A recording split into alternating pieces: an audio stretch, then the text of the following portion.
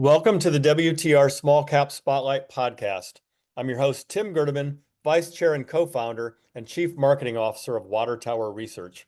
In today's podcast episode, I'm being joined by Jeremy Gies, Executive Vice President, Strategy and Compliance of SurgePays, NASDAQ ticker symbol SURG. Among other things, Jeremy leads the company's Lifeline and MVNE businesses. SurgePays delivers telecom and financial products to underserved and rural communities by leveraging its unique combination of advanced technology and a robust retail distribution network. This is the first in a series of podcasts we plan to do with Surge Wireless executives. As CEO Brian Cox recently put it, signing a direct partnership with AT&T was transformational for the company. Now Surge has all the elements in place to execute its strategy, namely a deep bench of seasoned executives, a robust product portfolio, an attractive and growing distribution base, an integrated backend that can serve customers across all its products, and the financing that is critical to fund growth. Also joining us is WTR Equity Research colleague Kunal Madhukar. Good morning, gentlemen, and thank you for joining today's podcast. Tim, thank you very much for having us. Pleasure to be here. Good morning. Thank you. Thank you for being here, Jeremy. Jeremy, some of our listeners may not have a deep familiarization with the broader telecom space. They probably know the large wireless providers like AT&T, Verizon, or T-Mobile, but many may be less familiar with the smaller players in the ecosystem. Then there are mobile virtual network operators, or MVNOs, offering wireless service, but they do not own or operate a physical network. And then you have MVNEs in between, which provide access to the physical network to the MVNOs via direct carrier partnerships. Can you help us better understand the different types of operators within the wireless ecosystem, please? Yeah, I'd be happy to, Tim. So obviously you start out at the top, right? You have your traditional MNO or mobile network operator, which is the carrier, if you will. And the carriers are the guys who operate the actual infrastructure, right? The cellular network, they operate the towers, all the radios, and basically they're the ones that provide the complete infrastructure end to end for a mobile device to be able to communicate. Then below that, you have the MVNOs, as you mentioned, which are mobile virtual network operators. And those are people who contract directly with the carrier like AT&T, T-Mobile, Verizon, the top tier carriers. And then you have what would be considered virtual MVNOs, which are other MVNOs that are smaller, probably don't have the bandwidth or the resources to go directly to the carrier like AT&T and be able to get a contract, largely due to the fact that the term commitments, the cost of doing so, the dollar commitments that you have to make to the carrier, just prohibitive for a lot of smaller companies to be able to establish a relationship with an AT&T, Verizon, T-Mobile, et cetera. And then you have what's considered an MVNE. And an MVNE is a mobile virtual network enabler, which provides services to MVNOs to provide technology and access to the carrier. So it's more of the back end billing connectivity activation platform that an MVNO would need to be able to connect to the carrier. So great. Thanks for that overview, Jeremy. I will now turn the podcast over to Kunal to ask a few questions. Great. Thank you, Tim. That was a great answer, Jeremy. At least we have some idea about the ecosystem. You have multiple products: the Lifeline service, Torch Wireless, Link Up prepaid mobile service, as well as the MVNE operation. So within this ecosystem, where do you operate? Yeah, so my direct area of responsibility happens to be in the Lifeline and the MVNE channels of business for SurgePays. So obviously, we'll talk about the Lifeline service in a future podcast. But today, obviously, we'll focus on the MVNE and where we're going with that and why it's such an important piece of the business for SurgePays. Got it.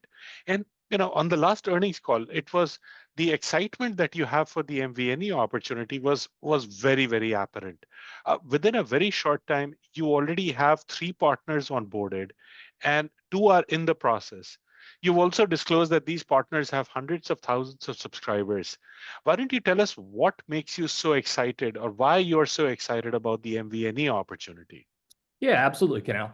So, I was just talking to Brian Cox, our CEO, the other day, and one of the unique things was we became a public company on the Nasdaq when we were just a virtual MVNE, right? So we didn't have our own direct contract with the carriers. We were buying services through other MVNOs to provide service to our customers and hundreds of thousands of customers. Um, so the opportunity, and the excitement is around, number one, our direct relationship with AT&T. That gives us huge opportunity. And, I think the biggest part of that is that the opportunity that we have in the MVNE space for us to be able to enable other MVNOs is an incredibly large opportunity. There's many companies out there that need access to these type of services, and we believe we can provide them, great quality access to the carriers with very competitive wireless rates so that they can actually provide a valuable service to their consumers. Got it. So the market opportunity is big and includes a very diverse set of players that probably need MVNE services to be able to offer their ultimate service to consumers. So let's talk about the competitive landscape. The large operators, the carriers, AT&T, Verizon, T-Mobile, must have partnerships with probably a handful of people. It won't be with tens of hundreds of companies, but they must have like a handful of partners. When MVNOs or virtual MVNOs start looking at the MVNEs and start looking at how which one to partner with, what's your Sure. differentiation? Yeah, so I think, when you go back to how we kind of define the MVNO and the MVNE, right? So there's a lot of people that have just an MVNO or just an MVNE. And I think the real differentiator for Surge Pays in this is we offer both, right? Because we are both an enabler and we're an MVNO. So we have access to the carrier both from a pricing standpoint, meaning, to get the rates to be able to sell services. And we also have the technology and the infrastructure to support those virtual MVNEs. So we become a one-stop shop for anybody looking to get into the wireless game. Got it. And one thing that investors would reasonably ask is how the MVNE contracts are structured. In the sense, are they annual contracts, multi-year contracts? The whole rationale would be, unless there is a renewal or a termination kind of coming up, even if you have a differentiated offering, you may not get a chance at bat until that happens. Kunal, that's very true. But the reality is we're not just going after, people existing MVNOs, right? We're going after people that have new business, other MVNOs that, are looking to go to another MVNE. But back to the question, MVNE contracts can be structured in any number of ways, right? They could be structured annually, multi-year, exclusive, non-exclusive. I would say most MVNE contracts are on the non-exclusive side. So meaning that, they'll have a minimum obligation to meet, typically 90 to 180 days. And then they obviously would have the ability to get out of that agreement if they wanted to, or they weren't happy with the MVNE services. Whereas on the MVNO side, people are going to want a little bit more exclusive and commitment in order to give somebody the aggressive pricing that they might be after. If somebody, a virtual MVNO, is working with another MVNO, that's where you might see a little bit more on the exclusive side saying, hey, if we're going to give you this pricing, you got to stick with us for some period of time. So, but I think we're in a good spot because there's, plenty of opportunities out there for virtual MVNOs and smaller companies looking for homes, as well as some of the larger companies that we've already partnered with that are in the process of launching. Great. So within your plan for the next 12 months, and how do you think about the pipeline? How do you see the pipeline evolving, and how many potential subscribers could that include? Yeah, I mean, I think the market opportunities, obviously for us is in the millions and millions of subscribers, right? I mean, there's just on the prepaid side and, the Lifeline side, you have, hundreds of millions of customers that, qualify in that space. And so I think, while I don't want to commit to anybody that we're going to have millions of customers in a certain timeline, I think the opportunity is there. And, we've proven in the past that we can ramp our subscriber base very, very quickly. And I'm confident we'll do that again with the MVNE side of the business. Great. So, going back to the partners that you already have, the hundreds of thousands of subscribers that they have, how quickly do you think you will be able to convert them to your service where you start getting paid for those hundreds of thousands of subscribers. Yeah, so there's kind of a couple different I guess speeds that will happen, right? And it depends on the customer type, right? For example, if it's an MVNO that's doing Lifeline business, right? They'll start migrating those very quickly, right? Because they'll want to be able to get the pricing that we have provided to them as quick as possible. In other areas where they're actually out there acquiring customers, we'll get those customers as fast as they're able to acquire them. One of the nice things about, this model on the MVNE side for us is we don't have those acquisition costs like we do on our prepaid business and Lifeline business, right? So it's, kind of a unique opportunity for us while we don't necessarily control the acquisition, but we also don't have the upfront cost of acquiring those customers. So most people are pretty motivated because we have a pretty competitive program in place for them. And I think you'll start seeing that business ramp relatively quickly. Got it. And then, one last one on the technical side. So do they need to physically have your SIM card before they can switch over to your side of the service? Or can they have their own existing SIM cards and still be able to get served from you? Yeah, so that's a good question, and the answer is it depends. So, if it was an AT&T customer and wherever that customer was coming from allows them to switch, we could just effectively switch the number over from a billing arrangement, right? We could, effectively port them over on the back end. If it's a customer that has a Verizon or T-Mobile type service, in that case, obviously we would need to provide them a new SIM card. So, Jeremy, one of the things that Brian talked about was the customer care center that you have, the owned and operated one in El Salvador now.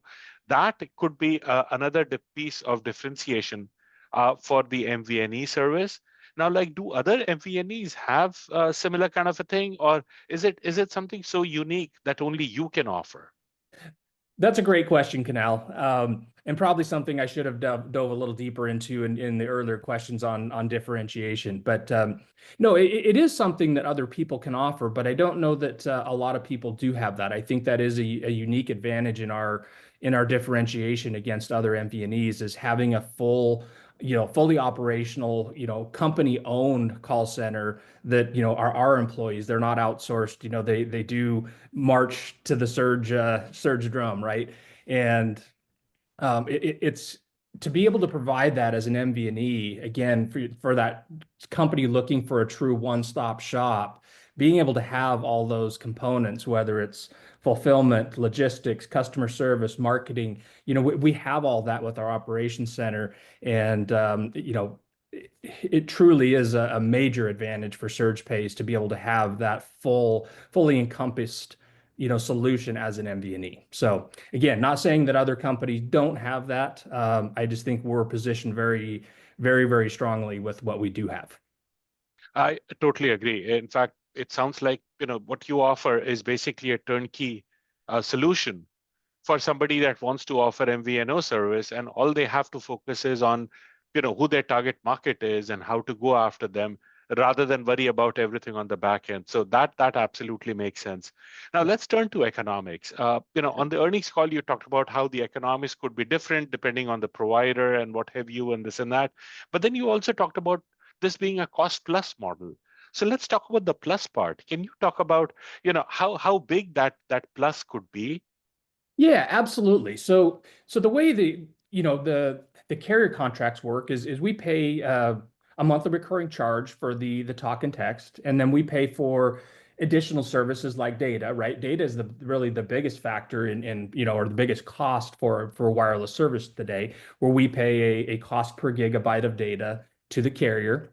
And so what we do in our in our MVNE model is we basically take those costs that we pay to the carrier, we mark them up slightly, which is the plus, and provide those rates to the virtual MVNOs.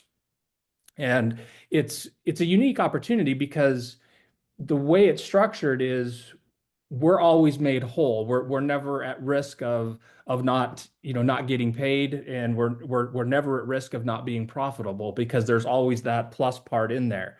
And while we can't talk the exact specifics like you mentioned, with without disclosing, what we're providing to our companies, and obviously we want our partners to be under, NDA. You have relatively good margins on that, and the more the customers use, the better it is for everybody, right? The more revenue there is for the virtual MVNO, the more revenue there is for us as an MVNE. So the more data that's used is really drives that revenue, and it's a great model for us. Great. So, maybe this we should end with this one, but if you get $10 of revenue and you have to pay AT&T 9, hypothetically, so that gives you Sure. like a 10% or 11% kind of margin. That leaves you with about $1 of profit, which probably flows straight down to the bottom line. So the cash flow part seems to be very attractive given you don't have any upfront costs. Can you talk about the cash flow dynamics of the MVNE business? Yeah, I think, and I think we kind of just touched on it a little bit, but as a cost plus model, we are always having our costs, covered. So there's always a margin built into everything that is sold or transacted by the customer. And to your point, it flows directly to our bottom line. So, and the way we structure our agreements is we ensure that we are always paid prior to us having our bill due with the carrier. So, from a cash flow standpoint, we're never having to foot the bill for a virtual MVNO before we've received our compensation for what their subscribers have utilized.